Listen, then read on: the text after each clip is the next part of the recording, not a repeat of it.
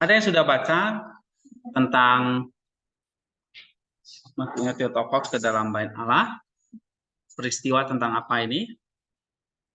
Ini bercerita tentang Maria dipersembahkan ke bait Allah atau bait suci. Tapi apa makna teologisnya buat kita? Nah, ini tentu berhubungan dengan keselamatan kita. Kalau enggak, buat apa kita belajar ini? Ya, lah kok bisa berhubungan ya Pak? Theotokos atau Bunda Maria dengan saya? Apa hubungannya? Lalu kalau dia dipersembahkan ke bait Allah, apa kaitannya dengan hidup saya? Nah, ini yang kita mau bahas, ya. Tapi kita lihat dulu peristiwa apa ini yang terjadi.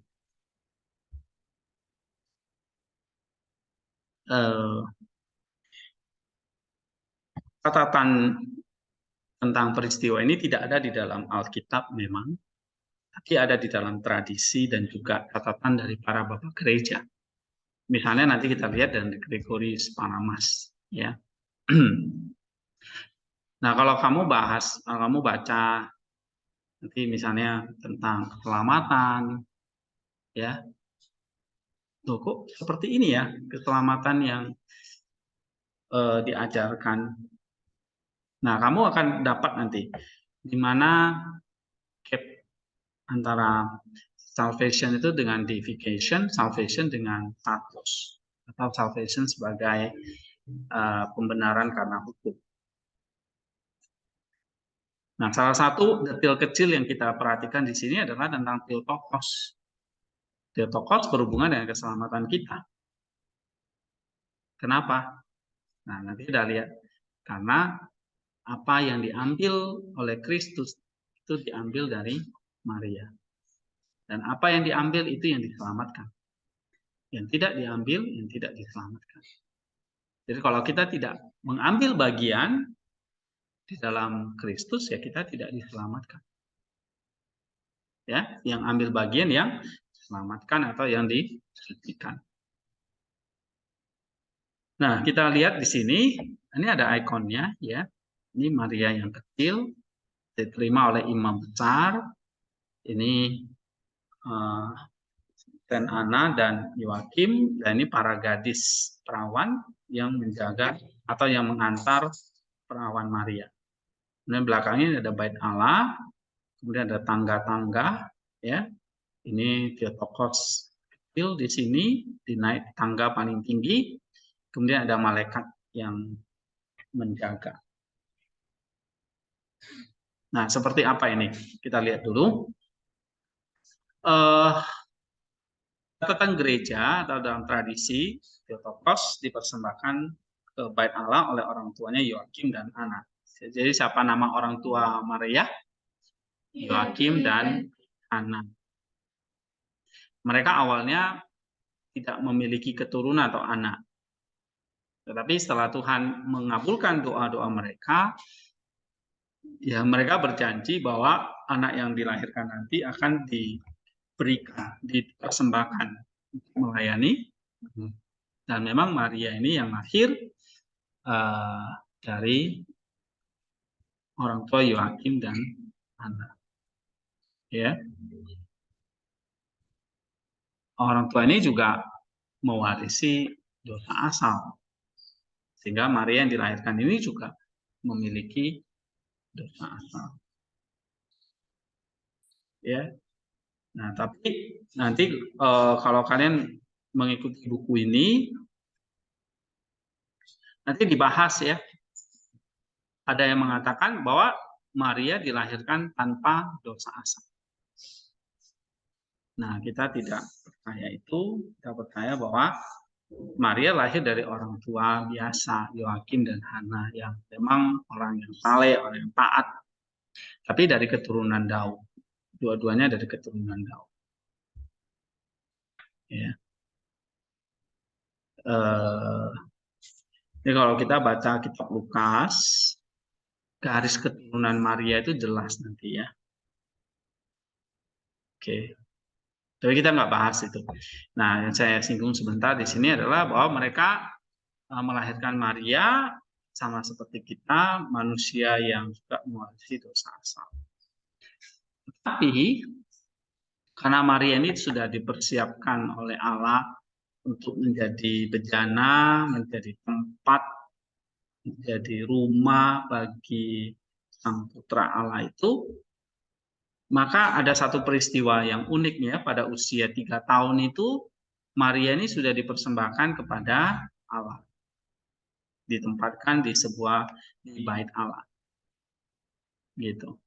Nanti pada usia 16 tahun, datang malaikat Gabriel memberitakan tentang kehamilannya. Nah, di situ Roh Kudus menyucikan. Ya, menyucikan kemanusiaan atau dagingnya Maria sehingga siap dibuahi.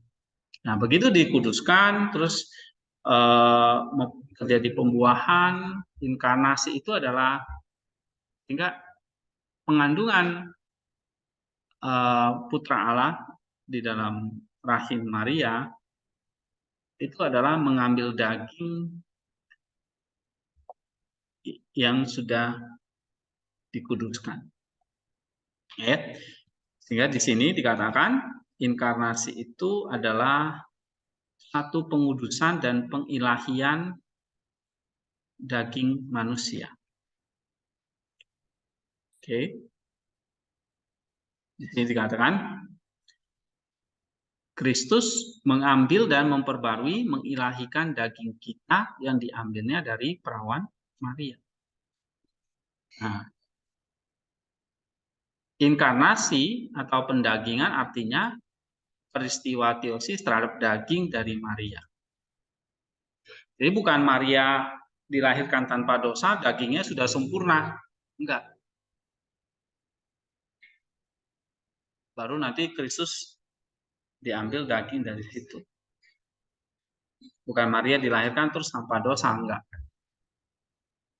Maria masih tetap seperti kita, manusia yang fana, sampai nanti batas waktu dia berumur remaja, nah di situ dagingnya dikuduskan pada saat inkarnasi.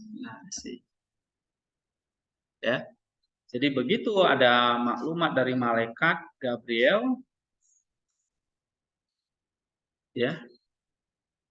Nah, daging dia, Roh Kudus itu menguduskan dagingnya. Nah, waktu daging dia menguduskan dagingnya, rahimnya, disitulah terjadi pembuahan antara sel telur Maria dengan Roh Kudus tanpa ada sel sperma. Gitu. Ya. Nah, kalian baca kan di buku ini bahwa saya bahas juga kelahiran Kristus itu tanpa nafsu. Memang kelahiran Maria juga tanpa nafsu. Tapi bahannya beda. Kristus bahannya sudah tidak tercemar. Karena daging Maria itu sudah dikuduskan. Bahannya sudah nggak tercemar. Sedangkan Maria tanpa nafsu iya, tapi bahannya masih gitu ya. Sehingga waktu kita makan tubuh dan darah Yesus itu, kita yang makan adalah benar-benar daging Kristus yang diambil dari daging Maria. Ya. Nah, kalau katakan gereja adalah tubuh Kristus,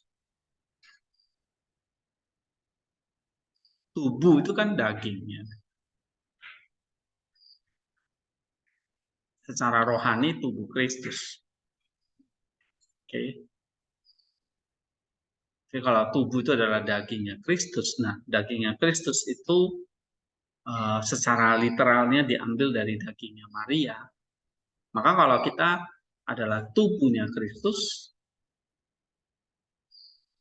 ya, kita juga mewarisi dagingnya Maria. Sehingga Yesus menyebut setiap orang yang percaya itu memanggil Maria itu sebagai ibu. Oke? Sebagai bunda atau ibu. Nah, inkarnasi atau pendagingan peristiwa teosis terhadap daging dari Maria. Maria memiliki kodrat manusia yang belum diperbarui, dengan kata lain masih rusak, sama seperti kita semua.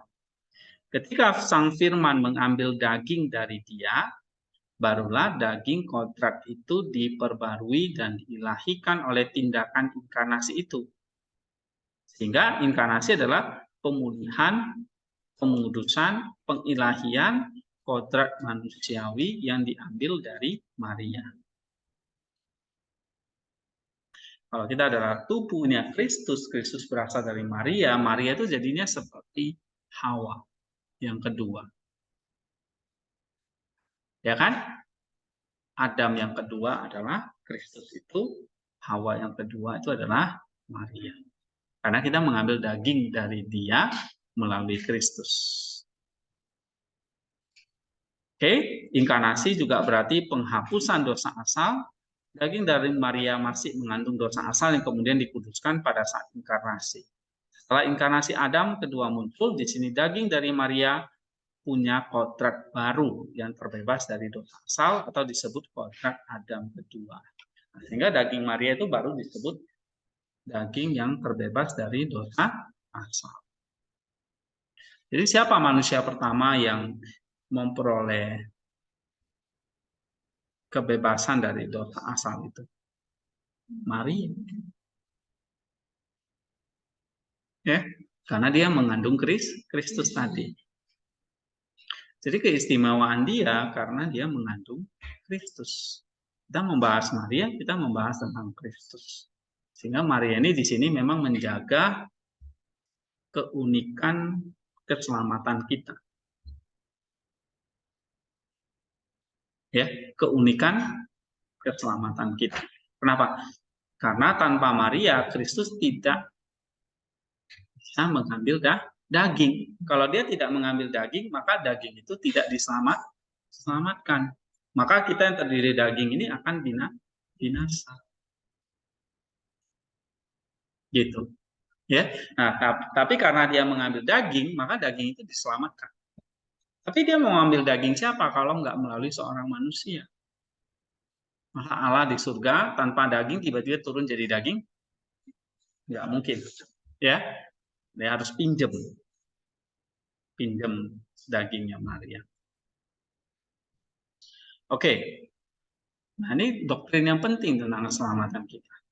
Kamu harus tahu ini. Ya. Nah, di sini kita memperingati 3 tahun dia persembahkan pada usia 3 tahun dia dipersembahkan kepada Allah. Ya. Orang tuanya mengumpulkan kerabat, kenalan, kemudian mendandani perawan suci dengan pakaian terbaiknya. Lalu dinyanyikan lagu-lagu kudus, ya, dengan lilin yang menyala di tangan mereka, para gadis mengantarnya ke bait suci. Oke. Mereka melantunkan lagu-lagu ini ya, Mazmur 44, 45 gitu. Di sana imam besar dan beberapa imam bertemu dengan para gadis itu. Di bait suci 15 anak tangga tinggi menuju ke tempat kudus yang hanya bisa dimasuki oleh para imam dan imam besar. Mereka membacakan Mazmur pada setiap langkah ya, Mazmur 119, 120, 133 dan 134. Ini yang disebut dengan Mazmur pendakian. Ini kita bisa baca ya nanti. Ini yang dinyanyikan pada saat itu. Oke, ketika Maria naik satu tangga, satu mazmur, satu tangga, satu mazmur, satu tangga, satu mazmur, gitu. Ya. Nah, ketika mereka menempatkannya pada tangga pertama dan diperkuat oleh kuasa Allah, Sang Theotokos itu dengan cepat dapat naik ke anak tangga yang tersisa sampai yang tertinggi. Ya. Kemudian imam besar melalui ilham dari atas memimpin perawan suci ke ruang Maha Kudus, di mana hanya imam besar yang masuk setahun sekali untuk mempersembahkan kurban darah yang murni. Nah, jadi Maria ini bisa masuk ke ruang Maha Kudus. Ini luar biasa. Padahal hanya seorang imam besar yang bisa. Ya, kalau ada orang biasa yang mencoba masuk, dia akan dihukum mati oleh Allah. Oke, setelah mempercayakan anak mereka kepada Bapa Surgawi, Yoakim dan Hana kembali ke rumah. Perawan suci tetap tinggal di tempat tinggal para gadis di dekat bait Allah. Menurut kesaksian kitab suci, Keluaran 38, 1 Raja-Raja 128, Lukas 237, dan juga sejarawan Josephus Flavius, ada banyak tempat tinggal di sekitar bait Allah, di mana mereka yang mengabdikan diri melayani Allah tinggal. Kehidupan Sang Theotokos sejak masa kanak-kanak sampai dia diangkat ke surga diselimuti misteri ilahi yang mendalam. Kehidupannya di Bait Suci Yerusalem juga merupakan bagian dari misteri tersebut. Jika ada orang yang bertanya kepada saya, kata Saint Jerome, bagaimana perawan suci menghabiskan waktu masa mudanya, saya akan menjawabnya bahwa itu hanya diketahui oleh Allah sendiri dan malaikat Gabriel penjaga setianya. Ini memang catatan-catatan tidak ada di dalam kitab suci secara detail, tapi ada di dalam tradisi yang Tuhan taruh di dalam gereja ya. Tetapi ada beberapa catatan dalam tradisi gereja bahwa selama Perawan Maria tinggal di Bait Suci, dia dibesarkan dalam komunitas perawan yang talent. Di dalam ikon ini oleh gadis-gadis ini tadi. Jadi bukan orang tuanya justru. Oke. Mungkin orang tuanya setahun sekali datang melihat. Ya. Oke. Rasanya gimana ya? Anak berumur 3 tahun sudah terpisah dari orang tua. Oke. Jadi dari kecil aja kehidupannya sebetulnya kalau menurut pandangan kita apa kasihan gitu ya kan, karena dari kecil dia sudah harus dipisahkan dengan orang tua.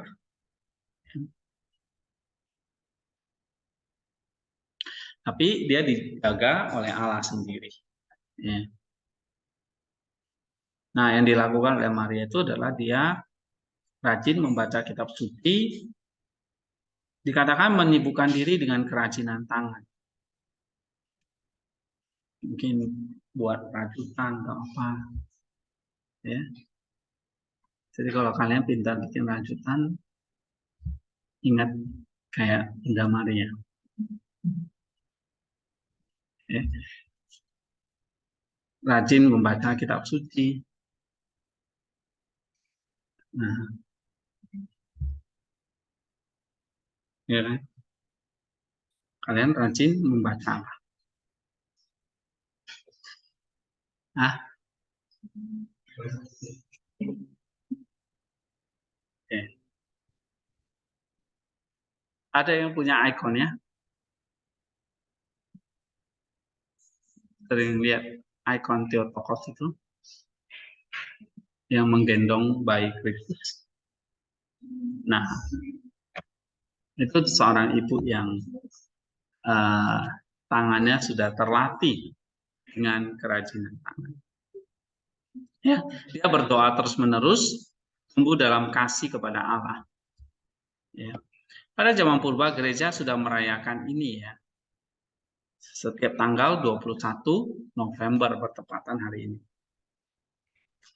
Nah, mulai dari tradisi di abad-abad awal ya. Dalam tradisi Kristen Palestina ini sudah ditemukan ya. Buktinya apa? Permaisuri Helena itu membangun sebuah gereja di Yerusalem untuk menghormati masuknya Theotokos tersuci ke dalam bait Allah. Kemudian dari catatan para bapak gereja juga ada ya, Gregory dari Nisa pada abad keempat juga menyebutkan perayaan ini. Lalu pada abad ke-8 dan Germanus dan Tarasius, ini Patriark Konstantinopel, menyampaikan khotbah tentang perayaan ini. Ya. Nah, perayaan masuknya Theotokos dalam bait Allah menubuhkan berkat Tuhan bagi umat manusia, janji keselamatan, janji akan kedatangan Kristus. Jadi Theotokos ini diperingati ini untuk menyambut Natal. Ya. Oke, sekarang kita lihat satu tulisan dari Gregorius Palamas tentang perayaan ini ya. Jika sebuah pohon dikenal dari buahnya dan pohon yang baik menghasilkan buah yang baik, ini artinya tahu ya, ada pohon dan buah. Dari buah kita bisa tahu itu pohon apa. Atau dari pohon yang baik menghasilkan buah yang baik. Nah, demikian juga bunda kebaikan itu sendiri. Maka dia melahirkan kecantikan yang abadi. Oke, kau lebih unggul daripada setiap kecantikan. Kalau Kristus itu adalah cantik karena lahir dari bunda yang cantik. Gitu. Ya kan? Karena apa? Pohon dikenal dari buahnya. Atau pohon yang baik menghasilkan buah yang baik. Kenapa Kristus itu dianggap sebagai yang cantik? Karena bundanya yang cantik. Oke. Oleh karena itu gambar yang sama dan identik dari kebaikan prakekal melampaui semua makhluk. Dia yang adalah firman Bapa yang sudah ada sebelumnya dan baik, digerakkan oleh kasih yang tak tergoyahkan bagi umat manusia dan belas kasihan bagi kita. Nah, sekarang menggenakan gambar kita. Supaya dia dapat menuntut kembali untuk dirinya natur kita yang telah terseret ke Hades paling bawah. Sehingga dapat memperbarui natur rusak ini dan mengangkatnya ke tinggian surga. Ya. Nah, untuk mengenakan daging tadi, mengenakan gambar tadi, dia harus mengambil gambar manusia atau daging manusia. Supaya apa? Supaya dia bisa memperbarui daging itu dan mengangkatnya ke ketinggian surga. Untuk hal inilah dia harus menjadi daging yang sama dengan kita sehingga dia dapat mengubah kita dari natur diri kita sendiri. Nah, itulah keselamatan kita. Ya. Keselamatan itu berarti pemulihan kodrat atau gambar yang rusak. Oke. Sekarang dia menemukan seorang hamba perempuan yang sangat cocok dengan kebutuhan-kebutuhan ini, pemberi natur manusia pada naturnya yang tidak ternoda. Perawan selamanya yang sekarang dinyanyikan oleh kita, dan siapa yang secara ajaib masuk ke dalam bait suci, ke tempat maha kudus yang sekarang kita rayakan. Siapa yang secara ajaib bisa masuk ke situ? Bunda Maria. Nah, ini satu nubuat bahwa dia bisa masuk ke ruang maha kudus, berarti yang maha kudus, yang Allah itu bisa masuk ke dalam rahim dia. Ya, kalau orang biasa masuk mati, karena kita nggak bisa, karena kodrat kita belum ya. Masih ingat cerita perjanjian lama kan? Yang melihat cahaya Allah itu binasa, nggak bisa lihat, ya. Itu. Nah, tapi perawan ini beda. Dia bisa masuk ke dalam tempat maha kudus karena hanya rahim dia yang bisa mengandung maha kudus. Tuhan menentukan takdirnya sebelum berabad-abad untuk keselamatan dan mendapatkan kita kembali, kata Palamas ya.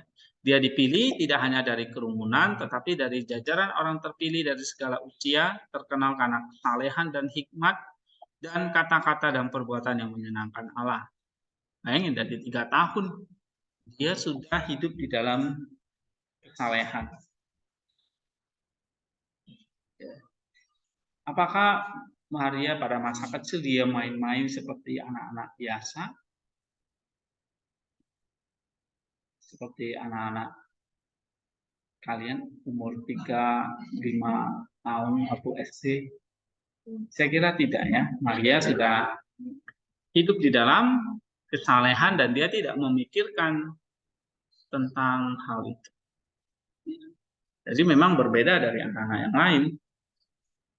Ya, apakah Maria memikirkan untuk menikah, punya anak, dan seperti wanita umumnya saya kira tidak ya. Memang dia sudah tahu apa panggilan dia.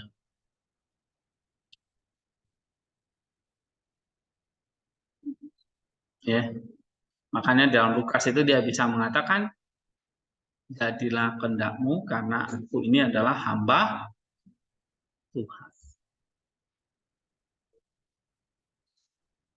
Oke.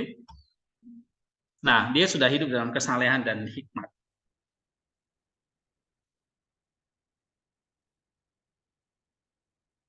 Kita memang bisa tahu ya dari seorang anak kecil. Ya walaupun ini nggak selalu menentukan ke depan. Saya nggak tahu apa kalian waktu kecil itu suka baca, suka pelayanan, sehingga bisa masuk ke sini. Ya, iya. Saya beberapa kali ketemu anak-anak remaja ya di Maluku sana. Beberapa yang saya tanya, kenapa mau masuk sekolah Alkitab? Ya, ada yang nggak tertarik sama sekali jadi pendeta apa jadi hamba Tuhan ya, nggak tertarik sama sekali. Tapi ada yang begitu antusias ya. Kenapa saya tanya? Ya dia karena dia dari kecil, dari mungkin dari remaja gitu ya, dia sudah terlibat kegiatan gereja. Ikut dia cerita dia ikut paduan suara, dia di sana biasanya hari Rabu atau Kamis ada ibadah. Kalau Rabu tuh buat anak kecil, Kamis buat anak mudanya. Terus hari Minggu ikut paduan suara, ikut pelayanan, sekolah Minggu gitu. Nah, dia senang sekali kalau ikut-ikut acara gereja. Ya, dan terlibat kegiatan kayak di hari Kamis waktu ibadah pemuda, dia ikut pelayanan, ikut ikut eh, nyanyi dan sebagainya. Sehingga begitu dia mau lulus SMA, ya ada kita ada promosi, terus wah, dia udah langsung bertanya, Pak, gimana pendaftarannya dan sebagainya. Cuma dia yang bertanya dari satu kelas yang gitu banyak. Dan ternyata waktu ditanya dari kecil mamanya itu sudah ya ngajak dia untuk pelayanan dan dia lihat sosok hamba-hamba Tuhan di gerejanya itu jadi tertarik dia. Mungkin nggak tahu kalian kok bisa masuk sini. Pelarian atau ya atau memang salah satu tanda panggilan itu seperti Maria tadi apa dalam cerita ini suka baca kitab suci, rajin berdoa, suka dengan pelayanan. Nah, itu tanda-tanda kita dipanggil untuk melayani dia secara penuh waktu. Melayani bisa di mana saja, tapi tidak spesifik seperti kita, ya, seperti Maria yang memang hidupnya full untuk Tuhan. Ya kan? Ini adalah hamba Allah gitu.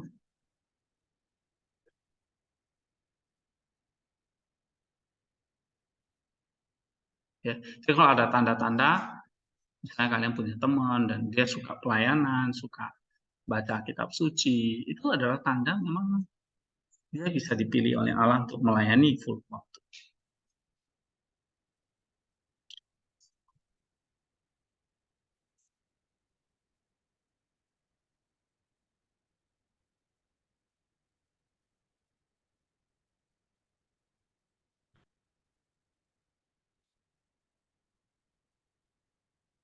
Tapi kalau ke gereja aja males,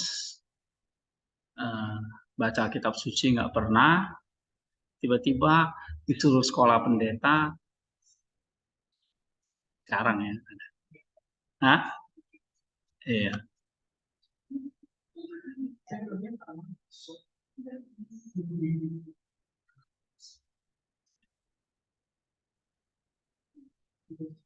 Nah, kalau kalian gimana? Nah, sebelum masuk ke sini berarti kan sudah terlibat aktif di gereja kan. Paling enggak misalnya ikut di dalam komisi pemuda atau iya, di sana itu ada banyak sekali ibadah. Banyak ibadah kaum, ibadah keluarga, kaum bapak, kaum ibu. Nah, ibadah remaja, pemuda. Nah, dari situ, dari sekian banyak ibadah, kalau anak ini sering ikut dan melayani, yaitu tanda seperti Maria ini.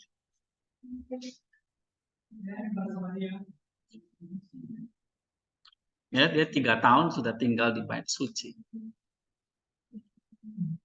Pada awalnya ada seorang yang bangkit melawan kita, perancang atau penyebab kejatuhan, yaitu ular. Ya kan? Dia menyeret kita ke jurang. Banyak alasan yang mendorongnya untuk bangkit melawan kita. Dan ada banyak cara yang dengannya dia memperbudak diri kita. Iri hati, persaingan, kebencian, ketidakadilan, pengkhianatan, kecurangan, dan sebagainya. Setelah itu ia juga memiliki dalam dirinya satu kekuatan akan kematian yang dia sendiri hasilkan, menjadi makhluk pertama yang jatuh ke dalam dosa. Dan ini adalah si iblis ya, atau si ular ini. Jadi yang jatuh pertama dalam dosa itu bukan Adam dan Hawa, tapi malaikat. Ya. Nah, baru dia iri hati dengan kita, kemudian dia juga ingin menjatuhkan kita. Si pembuat kejahatan iri pada Adam. Ketika dia melihat dirinya dibawa dari bumi ke surga, di mana dia dijatuhkan dengan adil. Dipenuhi rasa iri, dia menerkam Adam dengan keganasan yang mengerikan, dan bahkan ingin memberinya pakaian kematian. Iri hati bukan hanya pencetus kebencian, tetapi juga pembunuhan yang dibawa oleh ular yang benar-benar membenci manusia ini dalam diri kita. Ya, karena ia ingin menjadi penguasa atas bumi yang dilahirkan untuk kehancuran atas apa yang diciptakan menurut gambar dan rupa Allah. Jadi manusia jatuh ke dalam dosa karena godaan dari si ular ini. Karena dia tidak cukup berani melakukan serangan tatap muka, dia memilih cara licik dan menipu. Ya, kalau kita baca dalam Kejadian pasal 3. Rencana yang benar-benar mengerikan dan jahat ini berpura-pura menjadi teman dan penasihat yang berguna dengan mengambil bentuk fisik seekor ular dan diam-diam mengambil posisi mereka. Jadi ular itu sebetulnya gambaran dari tipu muslihat atau kelicikan dari si iblis. Nah, dia memang bentuk fisik seekor ular gitu. Ya, diam-diam mengambil posisi mereka. Dengan nasihatnya yang menentang Allah, dia menanamkan dalam dirinya kekuatan maut bagi dirinya sendiri seperti racun berbisa. Jika Adam cukup kuat untuk mematuhi perintah ilahi, maka dia akan menunjukkan dirinya sebagai penakluk musuhnya dan bertahan dari serangan mautnya. Tetapi karena Adam secara sukarela menyerah pada dosa, ia dikalahkan dan dijadikan orang berdosa. Karena ia adalah akar dari ras kita manusia, dia telah menghasilkan tunas pembawa maut kepada kita. Ya, Adam sebagai akar dari ras manusia, maka begitu dia jatuh, semua keturunannya juga jatuh. Jadi penting bagi kita bahwa dia harus berjuang melawan kekalahannya dan mengklaim kemenangan, membersihkan dirinya dari racun beracun yang dapat menyebabkan kematian dalam jiwa dan tubuhnya, dan menyerap kehidupan yang kekal dan tidak dapat dihancurkan. Penting bagi kita untuk memiliki akar baru bagi ras kita, seorang Adam baru. Nah, ini Adam pertama telah gagal, sehingga semua manusia jatuh ke dalam dosa, tetapi Allah menyediakan satu Adam yang baru, yaitu Kristus. Ya, bukan hanya tidak akan berdosa dan tidak terkalahkan, tapi seorang yang juga akan mengampuni dosa, ya, membebaskan dari hukuman yang dikenakan pada mereka. Dia tidak hanya memiliki hidup di dalam dirinya, tapi juga kapasitas untuk memulihkan hidup. Oke, sehingga dia dapat memberikan hidup kepada mereka yang menyatu dengannya dan berhubungan dengannya. Baik kehidupan dan pengampunan dosa mereka, memulihkan hidup tidak hanya mereka yang datang setelah dia. Jadi Kristus tidak hanya datang dalam pengertian menyelamatkan, iya, tapi di sini juga memulihkan, ya, memulihkan. Dia tidak hanya datang mengampuni dosa, tapi juga memulihkan hidup manusia. Oke, memulihkan hidup tidak hanya mereka yang datang setelah dia, tetapi juga mereka yang sudah mati sebelum Kristus. Sebab itu Rasul Paulus, sang kakak Roh Kudus yang agung itu berseru, seperti ada tertulis, manusia pertama Adam menjadi makhluk yang hidup, tetapi Adam yang akhir menjadi roh yang menghidupkan. Oke, dalam 1 Korintus 15:45. Selain Allah, tidak ada seorang pun yang tanpa dosa atau yang bisa menciptakan kehidupan atau mengampuni dosa. Ya, tidak ada satu manusia pun di dunia ini yang bisa mengampuni dosa, bahkan memulihkan hidup, kecuali Allah itu sendiri. Karena itu, Adam yang baru bukan hanya manusia, tetapi juga haruslah Allah. Ya kan? Dia pada saat yang sama hidup, hikmat, kebenaran, cinta, belas kasih, dan setiap hal baik lainnya. Sehingga dia dapat memperbarui Adam lama dan mengembalikan kepada kehidupan melalui belas kasihan, hikmat, dan kebenaran. Kenapa harus Adam yang baru? Karena dengan Adam yang baru, maka semua ras manusia itu jadi baru. Maka dia harus mengambil daging. Tapi kenapa kok harus Allah? Jawabannya simpel, karena tidak ada seorang pun manusia yang bisa menjadi Adam kedua kalau bukan Allah itu yang datang menjadi Adam kedua. Ya. Nah, peranan dari Adam kedua, peranan dari manusia itu apa? Menyediakan. Sehingga inkarnasi itu memang bersinergi manusia dan Allah. Kristus itu kan manusia dan Allah, Allah dan manusia. Inkarnasi Maria dan Roh Kudus. Jadi antara Allah dan manusia bersinergi. Dia pada saat yang sama hidup, hikmat, kebenaran, dan cinta dan belas kasihan. Ya. Sehingga di sini dia memperbarui Adam ini. Ketika pembantai umat manusia membangkitkan dirinya melawan kita dengan iri hati dan kebencian, maka sumber kehidupan diangkat di kayu salib karena kebaikan dan kasihnya tak terukur bagi umat manusia. Dia sangat menginginkan keselamatan ciptaannya, yaitu bahwa ciptaannya akan dipulihkan sendiri. Berbeda dengan si iblis, penyebab kejahatan ingin membawa makhluk Allah kepada kehancuran, dan dengan demikian menempatkan umat manusia di bawah kekuatannya sendiri dan secara tirani menindas kita. Dan sama seperti dia menaklukkan dan menjatuhkan umat manusia melalui ketidakadilan dan kelimpikan dengan tipu daya dan tipu muslihatnya, demikian pula sang pembebas mengalahkan si pembuat kejahatan dan memulihkan makhluknya sendiri dengan kebenaran, keadilan, dan kebijaksanaan. Sehingga Kristus datang ini juga untuk melenyapkan atau mengalahkan si jahat atau si iblis. Ya, Adam pertama kalah dengan si iblis. Nah, Adam kedua balas dendam. Jadi kayak cerita film gitu ya. Mengalahkan atau menghancurkan si ular atau si iblis itu. Maka ada yang mengatakan Kristus the victor. Kristus sang pemenang. Satu tindakan keadilan yang sempurna bahwa natur kita yang secara sukarela diperbudak dan dihancurkan harus kembali memasuki perjuangan untuk mencapai kemenangan dan membuang perbudakan secara sukarela juga. Nah, jadi memang ada bagian kita ini. Kalau Kristus mengalahkan si jahat, nah bagian kita adalah memulihkan diri kita. Ya. Sama seperti orang yang dirampok. ketika dalam cerita orang Samaria yang baik hati itu. Ya kan? Dia dari perjalanan Yerusalem ke Yeriko. Di tengah perjalanan dia ngapain?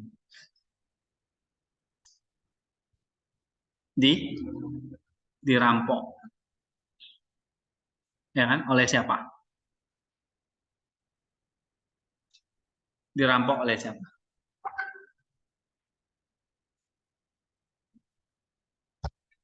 Oleh Riko kali ya. Dirampok oleh siapa orang yang dirampok? Nama perampoknya siapa? Iblis, ya kan?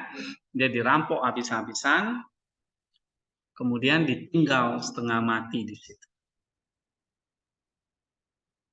Lalu ada imam dan orang Lewi lewat, dibiarkan. Nah, ini menunjukkan bahwa hukum Taurat tidak bisa atau tidak menyelamatkan manusia. Atau manusia tidak bisa mencapai standar hukum Taurat itu. Lalu datanglah orang Samaria. Dia ngapain? Membalut lukanya dengan apa? Minyak angin. Dengan apa? Kain. Kalian baca Alkitab nggak sih?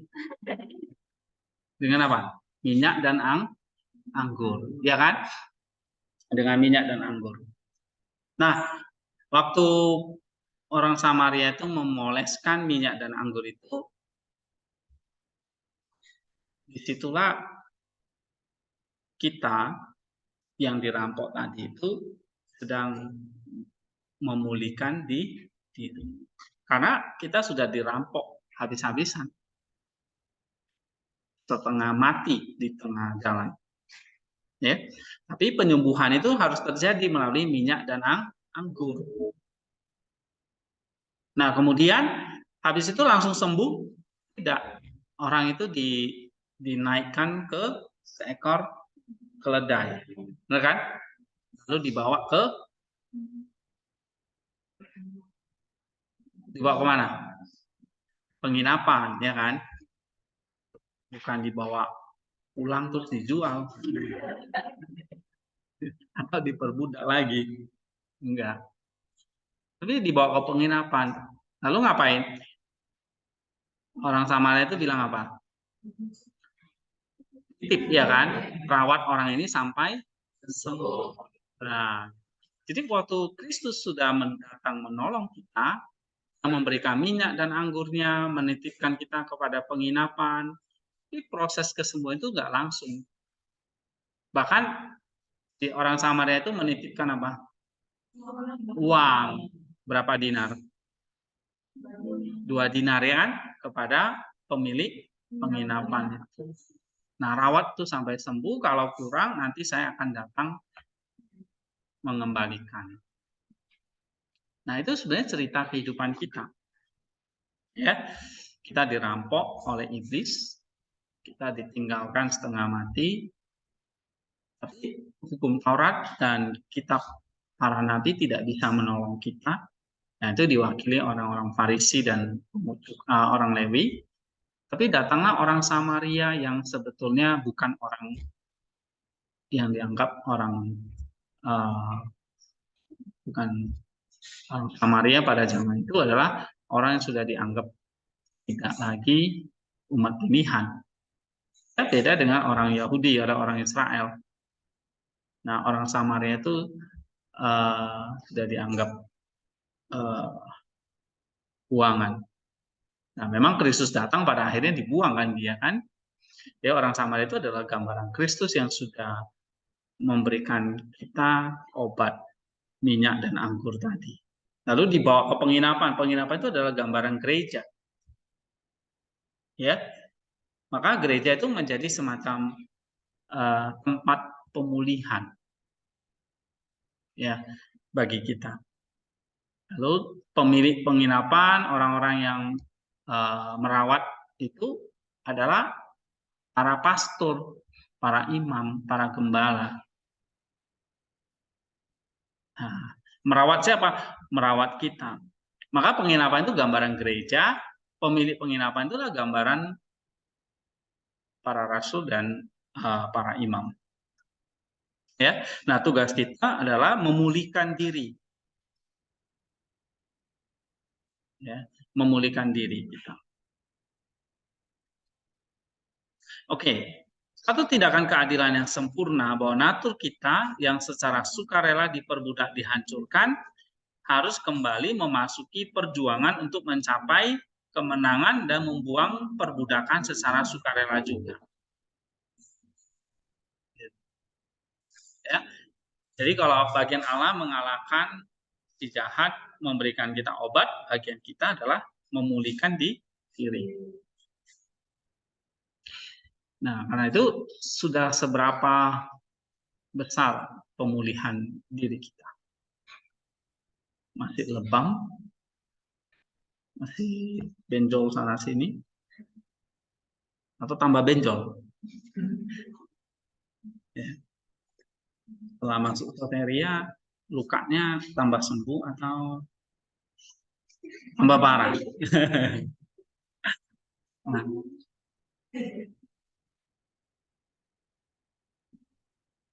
Oke. Tambah parah ya.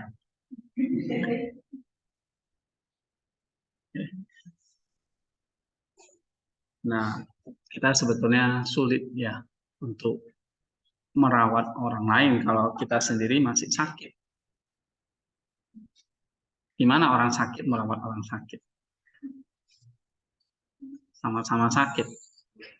Atau orang buta menuntun orang buta. Ya kan?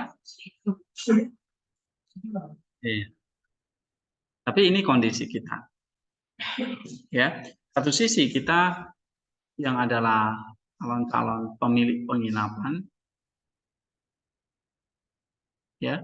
Tapi sisi lain kita juga harus memasuki perjuangan di sini untuk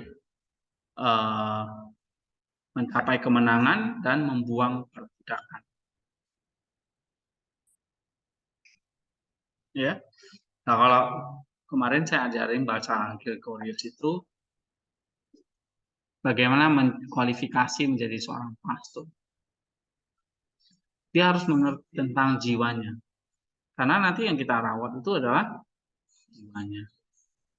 Ya, sama seperti seorang dokter mau merawat pasien, dia kalau nggak ngerti anatomi pasien itu gimana? Misalnya matanya yang sakit, tapi yang diperiksa kakinya kan gitu. Atau perutnya yang sakit, tapi dia nggak ngerti si perut itu apa sih yang sakit di dalam. Dia lupanya spesialis mata gitu. Salah dokter kan. Spesialis mata, kita ke dokter mata padahal yang sakit perut kita. Ya, nah kamu juga gitu. Nanti ada pasien nyari kamu, Pak saya sakit dosa perzinahan. Aduh sama saya juga.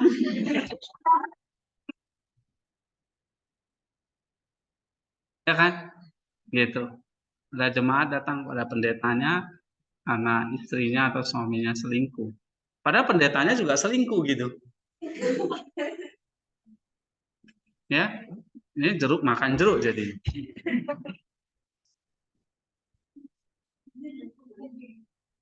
Oke. Nah, ada jemaatnya datang karena banyak hutang, minta nasihat. Tapi Pak pendetanya juga kelilit hutang.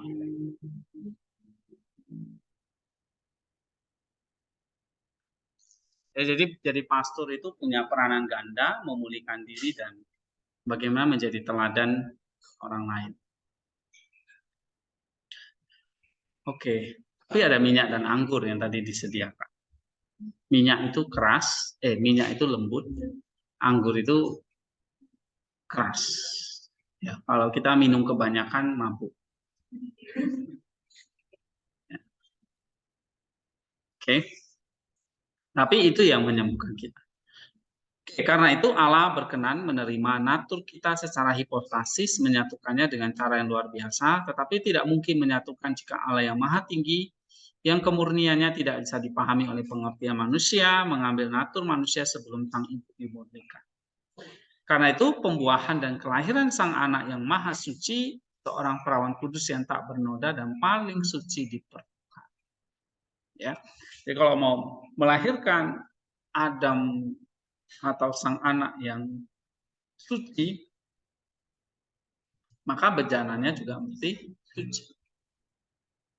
Oke, kalau bejananya kotor, bernoda, ya tidak akan bisa menghasilkan anak yang suci.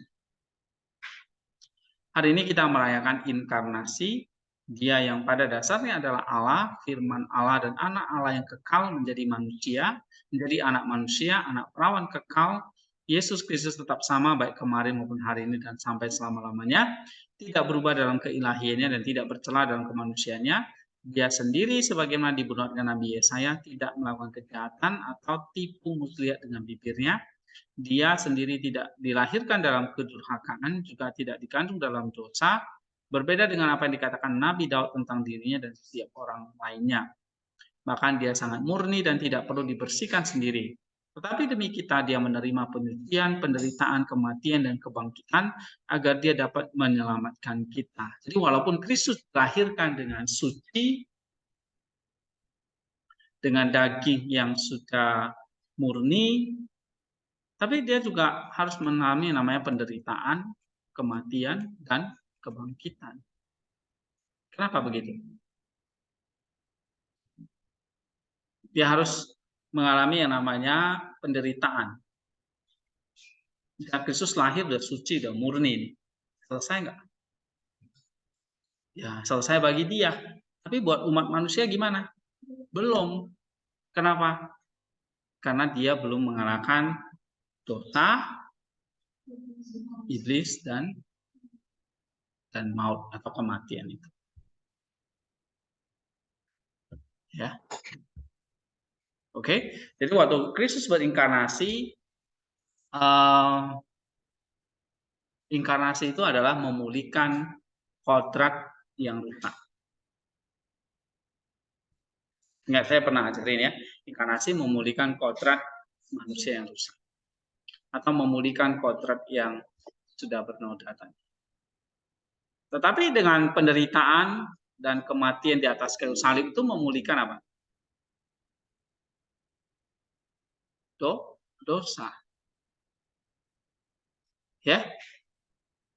Penderitaan dan kematian memulihkan dosa dan turun dalam kerajaan maut serta kebangkitannya itu memulihkan kematian manusia. Nah, memulihkan kematian itu dengan cara dia mengambil kematian. Ingat, prinsipnya apa yang tidak diambil itu tidak dipulihkan. Dia mengambil daging, berarti dia memulihkan daging. Dia mengambil ketaatan kita, berarti dia memulihkan dosa kita. Dia mengambil kematian itu, berarti dia memulihkan kematian itu. Nah, itulah kebangkitan. Ya. Oke. Ini ada di sini, nanti semua kalian bisa baca ya. Sehingga dia menyucikan kodrat manusia, lalu dia menyucikan dosa, dia mengalahkan si jahat iblis di alam maut, di Hades, dan dia memulihkan kematian dengan kebangkitan. Nah, baru disinilah dia bisa menyelamatkan kita. Jadi keselamatan itu enggak serta-merta Allah bawa kita naik ke surga atau masuk ke dalam surga. Ya, tapi prosesnya adalah penuh dengan perjuangan. Ya. Anak Allah dilahirkan dari perawan yang suci, tak bernoda, kudus, lebih baik dikatakan dari perawan yang paling suci dan paling kudus. Ya, dia mengatasi segala kekotoran batin dan bahkan di atas setiap pikiran tidak suci. Pemahamannya bukan disebabkan oleh nafsu kedagingan, tetapi oleh Roh Kudus. Keinginan seperti itu benar-benar asing baginya. Melalui doa dan kesiapan rohani, Maria mengatakan kepada malaikat, sesungguhnya aku ini hamba Tuhan, jadilah padaku menurut perkataanmu itu.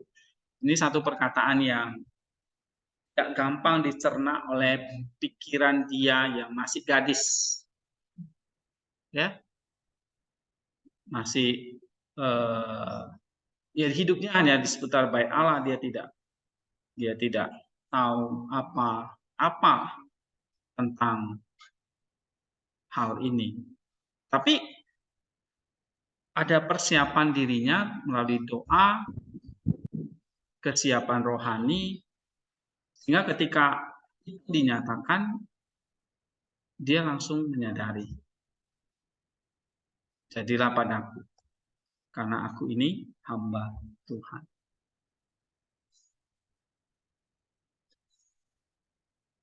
Ya, nah, kenapa? Karena dari umur 3 tahun sudah hidup di bait Allah, gitu. Jadi kalau kita meninggalkan doa, di situ dosa mulai berkembang. Ya, nah di situ hidup kita mulai salah. Kalau kita tidak ada doa atau tidak ada kesiapan rohani, maka di situ kita sudah mulai salah jalan.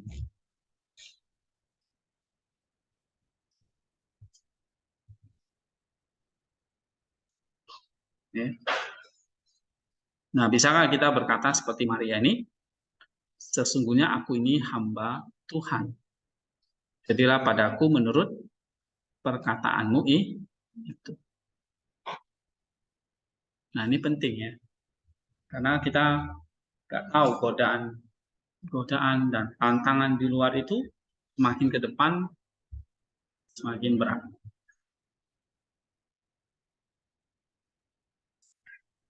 Ya. Kita bisa saja meninggalkan Tuhan nanti suatu saat. Kalau kita tidak ada doa, tidak ada kesiapan.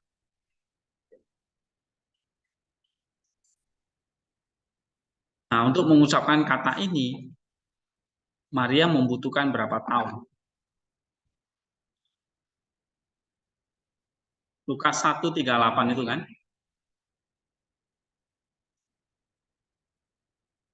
Nah, Maria butuh berapa tahun? Belasan. Hah? Kata Maria sesungguhnya ini adalah jadilah pada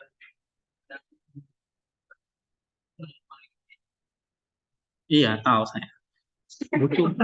Butuh berapa tahun Maria mengatakan itu?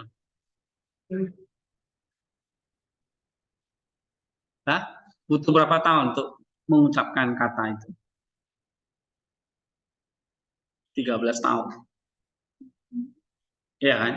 Dia mempersiapkan dirinya untuk menyambut hari itu. Nah, kamu doa berapa tahun? Kadang doa, kadang enggak ya kan? Kadang males. Kadang kita enggak sungguh-sungguh. Ya, jadi begitu datang godaan ya kolaps kita kalah. Nah, tetapi Maria 13 tahun ya, dia melalui doa sehingga dia bisa mengatakan itu. Maka dia pun mengandung dan melahirkan. Jadi, menjadikan sang perawan yang layak bagi tujuan mulia ini, Allah menandai dan memilih putri yang selalu perawan ini dan sekarang dipuji oleh kita dari sebelum zaman dan dari kekekalan Allah memilihnya. Alihkan perhatian kita ke tempat pilihan ini dimulai. Dari putra-putra Adam, Allah memilih Set yang menakjubkan, yang menunjukkan dirinya surga yang hidup melalui perilakunya, keindahan kebajikannya. Itulah sebabnya dia dipilih, dan dari sanalah perawan akan berkembang sebagai kereta Allah yang cocok secara ilahi. Dia dibutuhkan untuk melahirkan dan memanggil putra terlahir yang dilahirkan di bumi. Karena alasan ini juga semua garis keturunan Set disebut anak-anak Allah. Karena dari garis keturunan ini seorang anak manusia akan dilahirkan sebagai anak Allah. Nama Set menandakan kenaikan atau kebangkitan. Lebih khusus ini menandakan Tuhan yang berjanji dan memberikan hidup yang kekal bagi semua orang yang percaya kepadanya. Dan seberapa tepatnya paralel ini? Set lahir dari Hawa, seperti yang dia katakan sendiri sebagai ganti Habel, yang Kain bunuh karena kecemburuan. Coba baca Kejadian 4 ayat 25. Ayo, Riko. Tadi kamu baca, sekarang Kejadian 4, 25.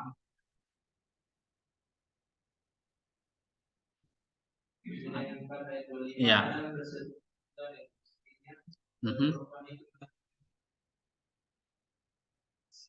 Ya. Yang kan peraku anak yang lain sebagai ganti Habel. Oke. Nah, kamu lihat Set menggantikan siapa? Habel yang sudah dibunuh oleh Kain karena kecemburuan. Nah, di sini Kristus, anak perawan, dilahirkan untuk kita menggantikan Adam. Yang oleh si pembuat kejahatan juga bunuh melalui kecemburuan. Kamu lihat paralelnya ya? Bagus kan? Paralel antara Set dengan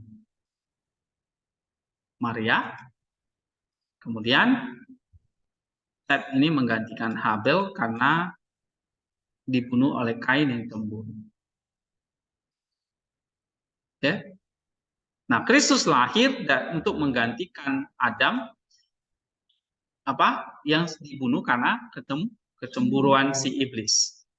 Tapi Set tidak membangkitkan Habel. Set nggak bisa. Karena Set itu hanya tipe atau tipologi dari kebangkitan. Nanti yang membangkitkan adalah Kristus. Jadi tipologi dari Set itu adalah tipologinya adalah Kristus, ya. Tetapi Tuhan kita Yesus Kristus membangkitkan Adam karena dia adalah kehidupan dan kebangkitan yang lahir di bumi, yang oleh karenanya keturunan Set diadopsi secara ilahi melalui harapan dan disebut anak-anak Allah. Maka Maria adalah keturunan dari Set, karena Set itu adalah tipologi dari kebangkitan. Dia harus lahir dari keturunan Set. Karena Set itu tadi menggantikan si Habel yang dibunuh karena kecemburuan. Sama seperti Kristus itu nanti dibunuh ya oleh karena kecemburuan. Tapi Kristus yang dibunuh itu justru memulihkan kematian. Set nggak bisa membangkitkan Kristus. Karena harapan inilah maka disebut anak-anak Allah sebagai yang terbukti dari orang yang pertama kali disebut demikian penerus dalam pilihan. Inilah Enos, anak dari Set, yang sebagaimana ditulis muka pertama-tama berharap memanggil nama Tuhan. Ya, Kejadian 4 ayat 26. Dengan cara ini, pilihan Bunda Allah di masa depan dimulai dengan anak-anak Adam dan berlanjut melalui dari generasi ke generasi, melalui pemeliharaan Allah diteruskan kepada Daud, sampailah nanti ke orang tuanya yang bernama Yoakim dan Ana. Yoakim dan Ana itu adalah keturunan dari Daud. Daud itu adalah keturunan dari Set. Meskipun mereka tidak memiliki anak, mereka dengan kehidupan yang suci dan watak yang baik adalah yang terbaik dari semua yang diturunkan dari garis keturunan Daud. Dan ketika dalam doa mereka meminta Allah memberikan mereka anak dan berjanji untuk mendedikasikan anak mereka kepada Allah sejak masih bayi. Demi Allah sendiri, Bunda Allah diproklamasikan dan diberikan kepada mereka sebagai seorang anak. Sehingga dari orang tua yang berbudi luhur, anak yang baik akan dibesarkan. Jadi dengan cara ini, kesucian bergabung dengan doa, membuahkan hasil dengan menghasilkan bunda keperawanan, menghasilkan manusia, yaitu dia yang lahir dari Allah Bapa sebelum segala zaman. Jadi ngerti ya? Yoakim dan Hana itu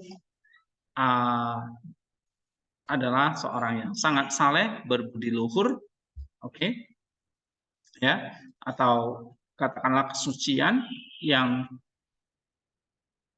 bergabung dengan doa menghasilkan Maria. Jadi kamu bisa lihat ya, kehidupan Yoakim dan Hana yang saleh ini, oke, doa mereka dikabulkan. Nah, kamu lihat kesucian saja tidak cukup, harus dengan peranan Allah, yaitu doa. Ya, sekarang ketika Saint Yoakim dan Hana yang saleh melihat bahwa telah dikabulkan keinginan mereka dan janji ilahi kepada mereka direalisasikan, maka mereka sebagai kekasih Allah yang sejati segera memenuhi janji mereka. Seperti anak telah disapi dari susu, disapi maksudnya anak itu sudah tidak minum susu lagi. Mereka sekarang telah memimpin anak Allah yang benar-benar dikuduskan ini, sekarang Bunda Allah, perawan ini masuk ke dalam bait Allah. Jadi seperti anak kecil yang disapi dari susu ya. Dan dia dipenuhi dengan karunia-karunia ilahi bahkan pada usia yang begitu muda, dia bukan yang lain menentukan apa yang dilakukan atasnya. Dengan caranya dia memperlihatkan bahwa dia tidak begitu dipaksa dibawa ke bait suci, tetapi dia sendiri masuk ke dalam pelayanan Allah atas kehendaknya sendiri. Jadi bukan karena dipaksa-paksa. Kalau dia memiliki sayap berjuang menuju cinta sakral dan ilahi ini. Dia menganggap ini sesuai dan pantas bahwa dia harus masuk ke dalam bait Allah dan tinggal di tempat Maha Kudus. Nah, dari sejak balita ya, bahkan umur 3 tahun dia sudah tinggal di situ. Karena itu imam besar melihat bahwa anak ini lebih dari siapapun memiliki rahmat ilahi di dalam dirinya, ingin menempatkannya di dalam ruang Maha Kudus. Dia meyakinkan semua orang yang hadir untuk menyambut ini, karena Tuhan telah maju dan menyetujuinya. Melalui malaikatnya Allah membantu perawan dan mengirimkan makanan mistisnya yang dengannya dia bertumbuh secara alami. Sementara di dalam tubuh dia mengalami kedewasaan dan dibuat lebih suci dan mulia daripada para malaikat, memiliki roh-roh surgawi sebagai pelayan. Dia dituntun ke tempat Maha Kudus bukan hanya sekali, tetapi diterima oleh Allah untuk tinggal di sana bersamanya selama masa mudanya, sehingga melaluinya tempat-tempat surgawi dapat dibuka dan diberikan untuk tempat tinggal kekal bagi mereka yang percaya kepada mukjizat kelahirannya. Begitulah dan inilah sebabnya dia sejak mula dipilih dari antara yang terpilih, dia yang dinyatakan sebagai yang terkudus di antara yang lain, yang memiliki tubuh yang bahkan lebih suci daripada roh yang dimurnikan berdasarkan kebajikan, mampu menerima firman Bapa yang berkuasa. Hari ini, perawan Maria seperti harta karun Allah disimpan di tempat Maha Kudus, sehingga pada waktunya dia akan melayani untuk kekayaan dan ornamen untuk semua dunia. Karena itu, Kristus Allah juga memuliakan bundanya baik sebelum dan juga setelah kelahirannya. Kita yang memahami keselamatan dimulai melalui perawan suci, bersyukur dan memujinya sesuai dengan kemampuan kita. Dan sungguh, seorang perempuan yang bersyukur yang diberitakan Injil kepada kita setelah mendengar firman Tuhan yang menyelamatkan, memberkati dan berterima kasih kepada ibunya, meninggikan suaranya di atas hiruk pikuk kerumunan dan berkata kepada Kristus, berbahagialah ibu yang telah mengandung engkau dan susu yang telah menyusui engkau. Nah, Lukas 11:27. Maka kita yang memiliki kata-kata kehidupan kekal dituliskan untuk kita, dan bukan hanya kata-kata itu, tapi juga mujizat dan kasih, dan menyembuhkan natur kita dari kematian dan pendakiannya dari bumi ke surga. Dan janji kehidupan kekal dan keselamatan tak berkesudahan. Lalu bagaimana kita tidak akan terus-menerus menyanyikan lagu pujian dan memberkati Bunda penulis keselamatan kita dan pemberi kehidupan, merayakan konsepsinya dan kelahirannya dan sekarang masuknya ke tempat Maha Kudus. Nah, sini dalam catatan tradisi dia bukan cuma tinggal di bait suci ya, tapi dia masuk ke dalam ruang Maha Kudus. Sekarang saudara-saudara, marilah kita menyingkirkan diri kita dari hal-hal duniawi menuju surga. Marilah kita mengubah jalan kita dari daging menjadi roh. Marilah kita mengubah keinginan kita dari hal-hal duniawi ke hal-hal yang bertahan lama. Mari kita mencelah kenikmatan kedagingan yang berfungsi sebagai daya tarik bagi jiwa dan segera berlalu. Marilah kita menginginkan karunia rohani yang tetap tidak berkurang. Marilah kita mengalihkan alasan dan perhatian kita dari kekhawatiran duniawi dan mengangkatnya ke tempat surga yang tidak dapat diakses, ke tempat Maha Kudus, tempat Bunda Allah sekarang tinggal.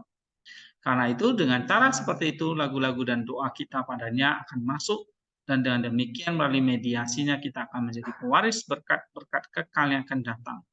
Melalui rahmat dan kasih bagi umat manusia dia yang dilahirkan dari Bunda Maria demi kita Tuhan kita Yesus Kristus bagi kemuliaan, kehormatan dan penyembahan bersama dengan Bapaknya dan Roh Kudus yang hidup dan pencipta kehidupan sekarang dan selama-lamanya. Oke, ini pembahasan singkat ya tentang maksudnya Bunda Allah menjadi satu contoh ya bagi kita bahwa mengikuti Kristus dipersiapkan, Bunda Allah ini dipersiapkan sejak dini. Ya, makanya Yesus mengatakan, ini kan kayak kita memutuskan.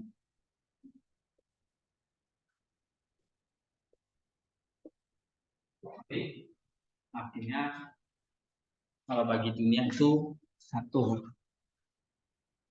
kehinaan hukuman, ya kan? Orang yang disalib adalah orang yang sangat-sangat jahat, ya, dan orang yang sangat hina. Nah, baru dijatuhkan hukuman salib, ya. Tapi di mata Allah, salib itu adalah kehinaan bagi atau kita meninggalkan dunia ini, ya. Nah, itu di mata Allah.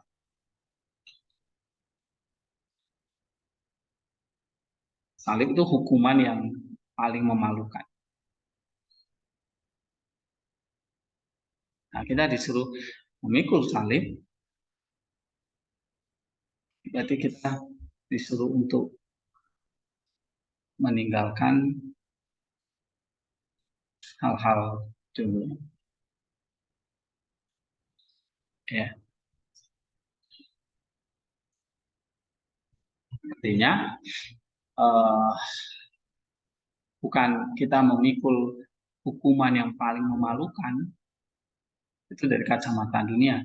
Tadi dari kacamata Allah kita disuruh menanggalkan hal-hal dunia. Itulah memikul salib.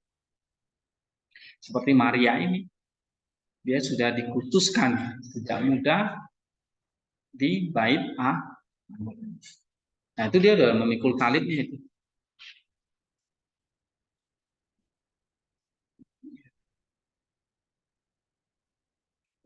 Ya. Nah, kalau bagi dunia salib itu kan mendatangkan kematian. Tapi bagi Allah, karena kita meninggalkan hal dunia, memikul salib justru mendatangkan kehidupan.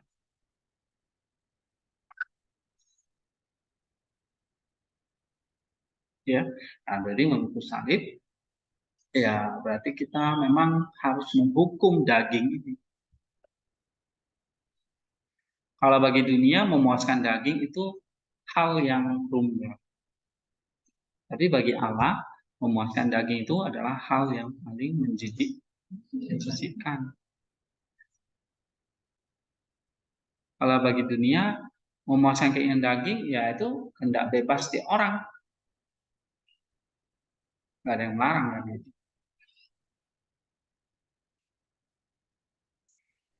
Tapi bagi Allah, memikul salib itu berarti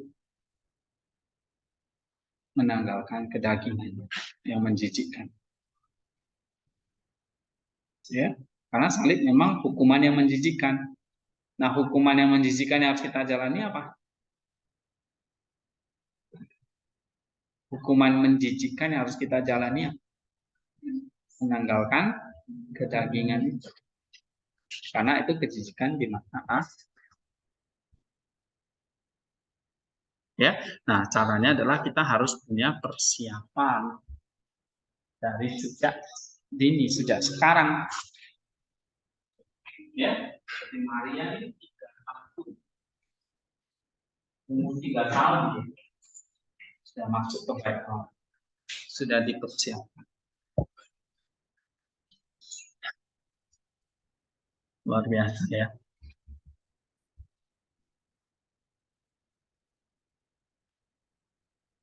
Nah,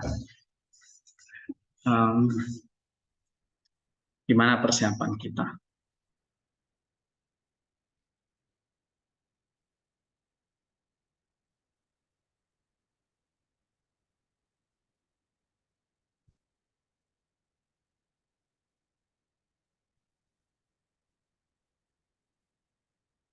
Oke, Oke, kita sampai di sini dulu, ya.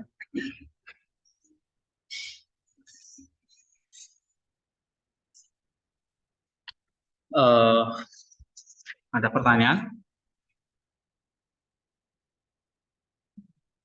dari yang online?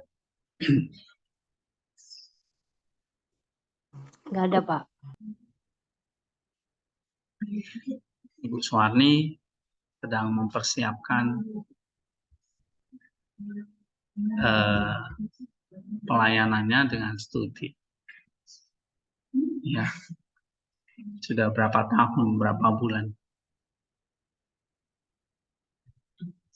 Baru 1 tahun ya, Bu? Atau 2 tahun? Masuk Atau 1,5 ya? iya. Belum seberapa dengan Maria. Ya. Nah, kalian ini udah berapa masuk ke bait Allah?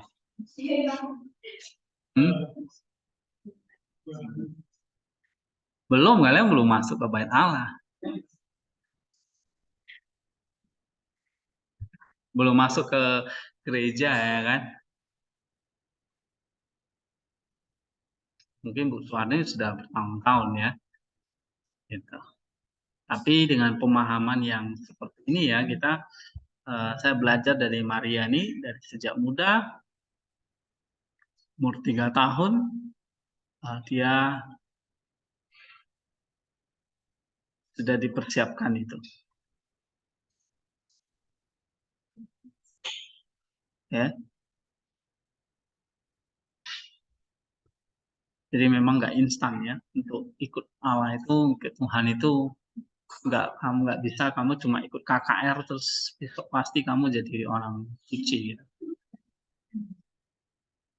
Atau kamu ikut kelas saya bertahun-tahun pun belum tentu. Atau saya sendiri yang belajar seperti ini belum tentu juga siap.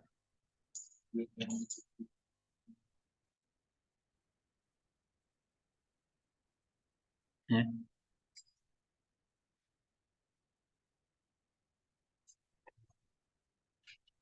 Nah, tapi apa yang kita jalani sekarang, kita percaya kalian belajar seperti ini,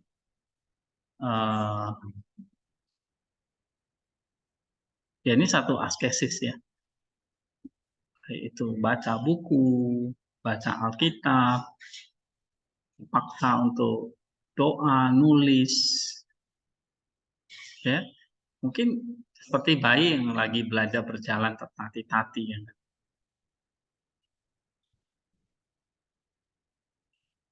Nah, seperti Maria naik anak tangga tadi kan, dituntun oleh kuasa Allah dia baru bisa naik gitu. Kalian belajar jalan umur berapa tahun?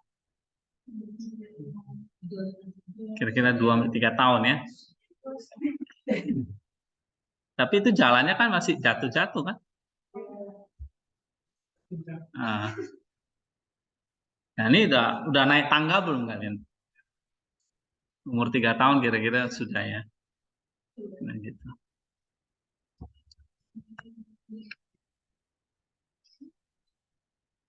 Oke. Nah ini sebentar ini nanti akan pergi praktek. Ya toh?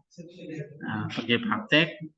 Kalian kayak semacam dipersiapkan ini masuk ke bait Allah tadi. Ya. Nah, di bait Allah itu kalian akan melantunkan mazmur, doa, ibadah, hal-hal itu yang menjadi persiapan kerohanian kita. Nah, jadi jangan bosan dengan itu. Doa lagi misalnya. Ya. Apalagi kemarin saya ajarin misalnya kita harus baca Vesper, baca Matins, itu setiap hari itu.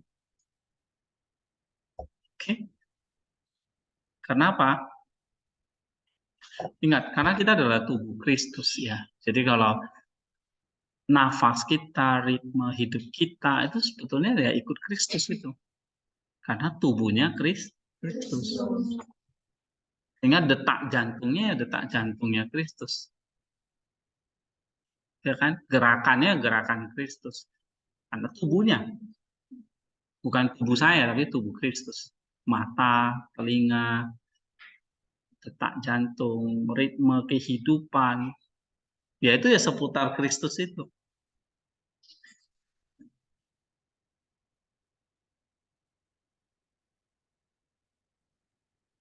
Ya. Jadi memang ideal jadi orang Kristen itu adalah memang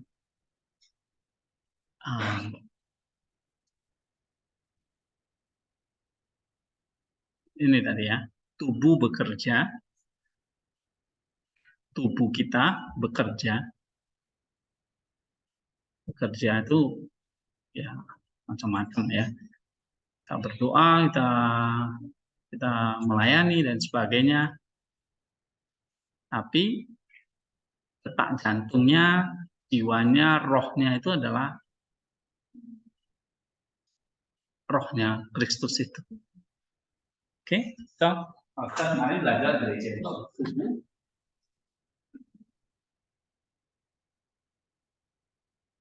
Maka pahami itu adalah kita jadi kayak memiliki tubuhnya Kristus itu mengikuti setiap langkah hidupnya. Mau dibawa kemana tubuh ini? Nah, sehingga gereja itu memang berusaha menarik kita untuk jadi semakin banyak melakukan hal-hal yang bersifat rohani itu.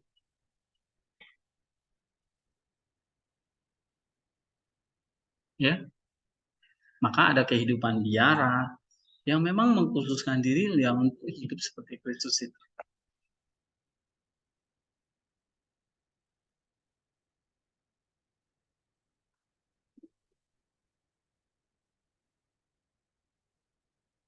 Oke.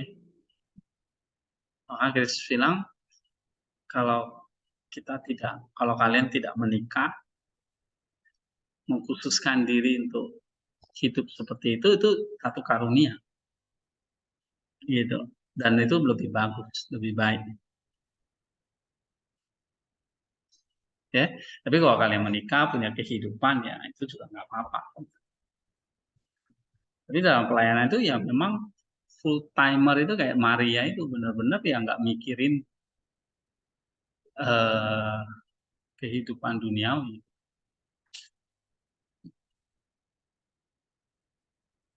Ya karena tadi ritmenya detak jantungnya itu sudah detak jantungnya Kristus yang dia tidak memikirkan kehidupan duniawi. Nah itu sulitnya ketika kita harus memikul salib itu. Ya, menanggalkan hal-hal duniawi. Ya. Kayak misalnya temanmu punya ya hal-hal duniawi ya. Kita juga harus semakin menanggalkan itu justru.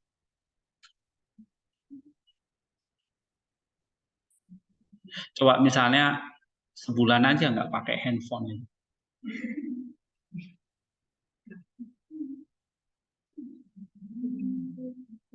Benar-benar kalian fokus doa saja.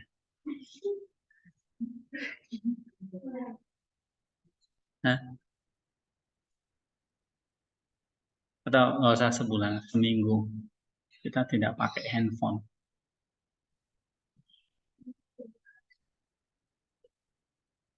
Makanya yang kena skorsing itu saya suruh baca buku doanya tuh sehari satu buku doa mesti selesai. Ya, besok baca lagi buku doanya di ruang doa ini. Tengah hari. Nah, itu artinya menaklukkan kedagingan kita. Oke.